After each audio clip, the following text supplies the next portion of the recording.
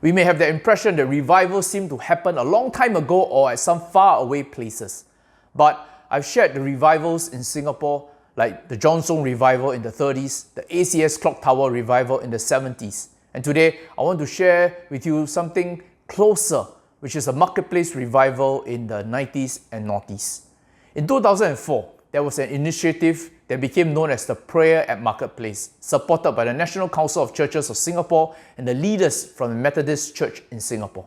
The launch meeting took place in a restaurant in the city where professionals gathered not for networking but for prayer. At the launch, Bishop Robert Solomon challenged the group with a warning about how Christians should pray for their nation. He said, "Empires will roll in one after another and will pass on. Only God is the ultimate reality." Monthly cross-denominational prayer meetings began around the city with professionals praying specifically for government leaders, workplaces, and ethical leadership. The vision was simple.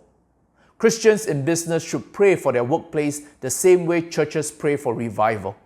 As a result, firstly, prayer groups, lunchtime Bible studies began appearing at workplaces. Many professionals realized that they were not the only Christian in their work office. Secondly, faith work teaching became mainstream.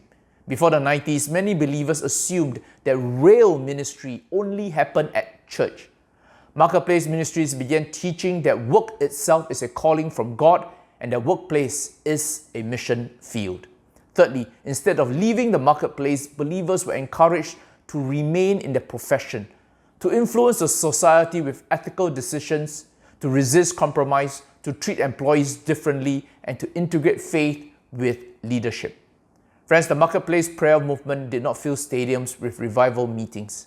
Instead, it quietly filled offices with believers who prayed and lived out their faith in the places where decisions were made. So during this Lent season, let's consecrate our time in praying for revival. Colossians 3:23.